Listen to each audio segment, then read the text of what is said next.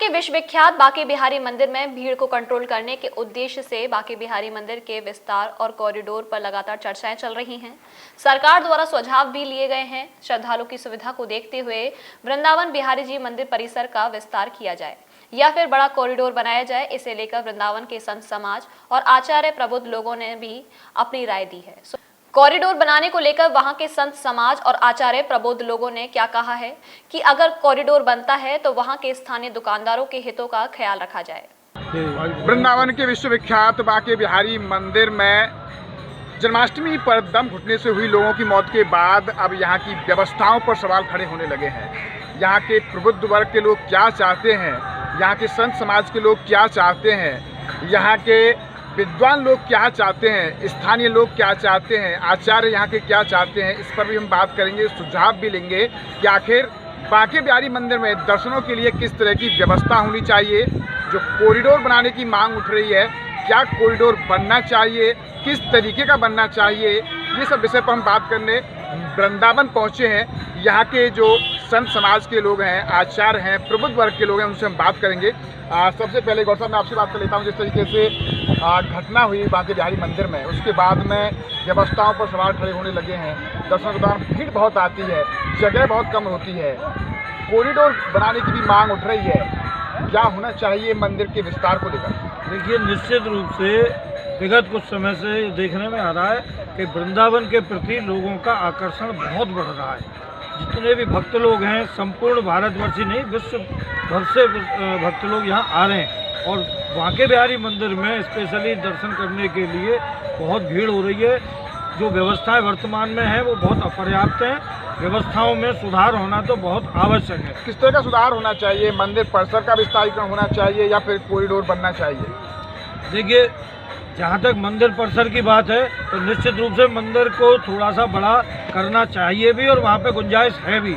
अभी बिना कोई बड़ी तोड़ फोड़ किए भी मंदिर को परिसर को काफ़ी बड़ा किया जा सकता है। और जहाँ तक कॉरिडोर की बात है तो देखिए, कॉरिडोर के विषय में हम इसलिए अभी कोई अपना निर्णय पक्का नहीं बता सकते कि निर्णय नहीं है, लेकिन सुझाव के तौर पर आप क्या कहना चाहेंगे? सुझाव हमारा ये है कि कॉरिडोर बने, मगर उस कॉरिडोर बनने से जो वहाँ पर स्थानीय निवासी हैं, स्थानीय वहाँ के जो व्यापारी हैं, जो स्थानीय लोग हैं, उनका नुकसान नहीं होना चाहिए, गरीब मार नहीं होनी चाहिए। किसी भी तरीके से जो वहाँ पे जिन लोगों को उजाड़ा जाए उन लोगों की पर्याप्त व्यवस्था की जाए। उसके बाद में वो जितना बड़ा भी चाहें कॉरिडोर बनाए, जनता सहयोग करेगी। और अगर वहाँ के स्थानीय जो व्यापारी हैं और वहाँ के जो स्थानीय निवासी हैं उनको उजाड़ दिया गया और उनके हितों का ध्यान नहीं रखा गया तो निश्चित रूप से माने कि धर्म रक्षा संघ ऐसे किसी भी कदम को सरकार को उठाने नहीं देगी। हम इसका फिर पुरजोर विरोध करेंगे। कॉरिडोर को लेकर सुझाव भी आ रहे हैं, लेकिन वहाँ के दुकानदार तो सहमत नहीं है कॉरिडोर को लेकर। देखिए, दुकानदार पूरी तरह से सहमत हैं, मगर जितने सुझाव सरकार की तरफ से अभी कोई पक्का सुझाव आया नहीं है। अगर कायदे का कोई सुझाव आता है तो मैं गारंटी देता हूं कि वहां के सारे व्यापारी तैयार होंगे, कोई नहीं है। सबसे बड़ी बात यह कि सब आदमी को अपना आर्थिक हित दिखाई देता है, तो वहाँ के व्यापारियों को भी अगर अपना आर्थिक हित दिखाई देगा, उनका नुकसान नहीं होगा, तो व्यापारी भी सब सहर्ष कॉरिडोर के या किसी भी व्यवस्था के पक्ष में खड़े हो जाएंगे। चाहते हैं कि आप व्यवस्था यहाँ होनी चाहिए, परिवर्तन होना चाहिए? परिवर्तन होना चाहिए, मगर केवल एक ही शर्त पे कि यहाँ के स्थानीय लोगों का किसी भी तरीके से अहित नहीं हो। अहित नहीं हो, लेकिन परिवर्तन की मांग भी आप कर रहे हैं। लेकिन वृंदावन की कुंज गलियों का क्या होगा? वृंदावन की कुंज गलियों का जो स्वरूप है, वर्तमान स्वरूप धीरे धीरे विकृत होता जा रहा है। ये बड़ी चिंता का विषय है। केवल कुंज गलियाँ ही नहीं, जितने भी आसपास के वन हैं, बगीचे हैं, और जिनके कारण वृंदारण्य ये तुलसी का वन उपवन दिखलाई पड़ता था, अब पूरी परिक्रमा पक्की तो बना दी गई, लेकिन हमने प्रस्ताव रखा था कि इसको 100 फुटा बनाया जाए और दोनों तरफ 30-30 फुट के 2 रोड बना करके और दोनों तरफ वृक्षावली और बीच में वृक्षावली लगाई जाए। विशेष रूप से तुलसी जी जरूर होनी चाहिए। ये जो उन्होंने नाले को पाट करके उसके ऊपर पैदल परिक्रमा बनाई है, हमने इसका भी विरोध किया था, पर उसका कुछ भी नहीं हुआ। अब आदमी गोपाल मंत्र का जप करता हुआ, भगवान के नाम का गुरु मंत्र का जप करता हुआ, नीचे नाला बह रहा है, ऊपर से बहेगा, कैसे उसकी भावनाएं ठीक रहेंगी? आप कॉरिडोर बने इसके फेवर में हैं?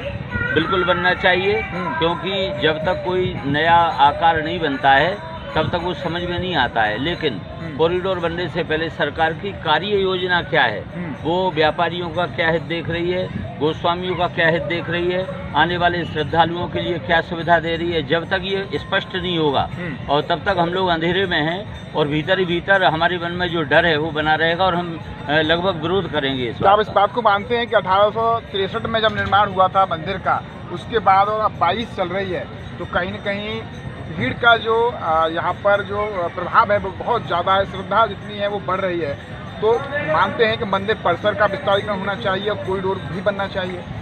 ये तो एक जगह की जागृति होती है। जिस समय बांके बिहारी मंदिर की आप 1800 की बात कर रहे हैं, उस समय वहाँ पर बहुत सामान्य स्थिति थी और बांके बिहारी को लगभग कोई जानता भी नहीं था। उस समय केवल राधा वल्लभ दर्शन दुर्लभ का नारा था, लेकिन वो धीरे धीरे राधा वल्लभ जी की जगह बांके बिहारी जी आ गए। जैसे कात्यायनी मंदिर में पहले पूरे उसका पत्तों का ढेर लगा रहता था, आज वहाँ कितनी भीड़ होती है। तो संस्कार बिहारी जी की जगह और बिहारी जी की कृपा से आज पूरे विश्व में पूरे वृंदावन का नाम है। यहाँ से प्रसाद भी जाता है, पोशाकें भी जाती हैं, मुकुट श्रृंगार पोशाक का बहुत ज़बरदस्त कारोबार बढ़ा है। लेकिन उस मंदिर को लेकर के जो उसकी प्रतिष्ठा बढ़ी है, तो यहाँ के लोगों को ये चिंता है कि विस्तारीकरण हो। कॉरिडोर जब बनारस में नहीं बना था लोग, बड़े चिंतित थे। आज पूरा विश्व खुश है उसको देख करके। तो ऐसी प्रसन्नता हम लोगों को भी हो, हम लोगों के व्यापारियों का, आगंतुक जो भी हमारे अतिथि हैं उनका, और वहाँ के स्थानीय जो गोस्वामी वृंद है, किसी का कोई अहित ना हो। यहाँ के पुरोहित समाज को बड़ी भारी चिंता है जब चारों तरफ से रास्ते बंद कर दिए जाते हैं, व्यापारी के पास कोई भी एक भी ग्राहक नहीं आता है।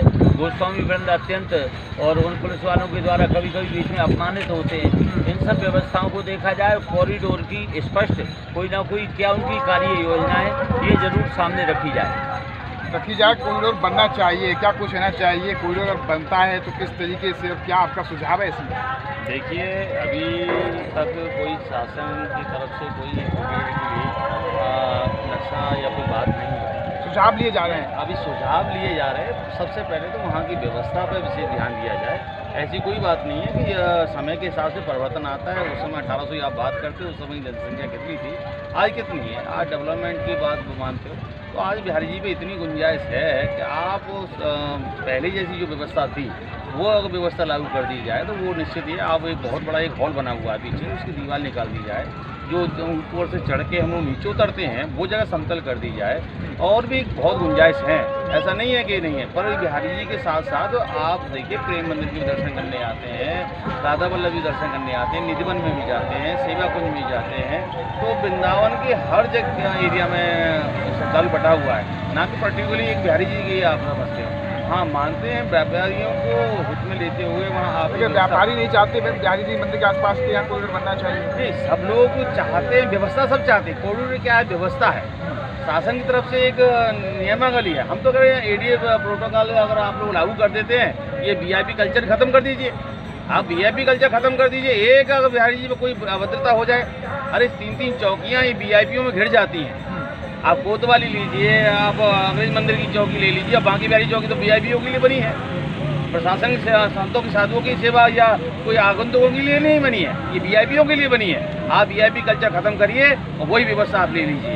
पहले आप देखिए तो सही, आप जरूरत क्या है, मांग क्या है। इतना बड़ा हॉल पीछे बना के तैयार कर दिया, उसकी दीवार क्यों नहीं निकलवा रहे हैं आप बनवाइए। आप इतने 6 गेट हैं, इतने बड़े गेट हैं, गेटों की चौड़ाई कर दीजिए, जो समतल निर्माण करिए।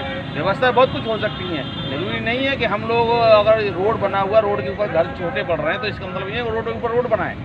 रोड को आप समतल कीजिए, व्यवस्था बनाइए और निश्चित ही सब लोग आपका सहयोग करेंगे। और व्यापारी करते आए, कोरोना काल में भी कितनी अच्छी तरह से व्यवस्था, लोगों ने दर्शन किए हैं, सेवा की है, और भी पहले होते आए हैं। कहीं ना कहीं प्रशासन की चूक रही थी वो घटना में, हम तो ये मानते हैं। अगर ना होती तो ये व्यवस्था परिवर्तन होना चाहिए, विस्तार होना चाहिए मंदिर के परिसर का, या फिर कॉरिडोर बनना चाहिए? कॉरिडोर की आप उसी बात को मगलाइए कि आप पहले तो प्रशासन व्यवस्था सुधार के देखे, अगर ना सुधरती है तब उस पर बात करिए।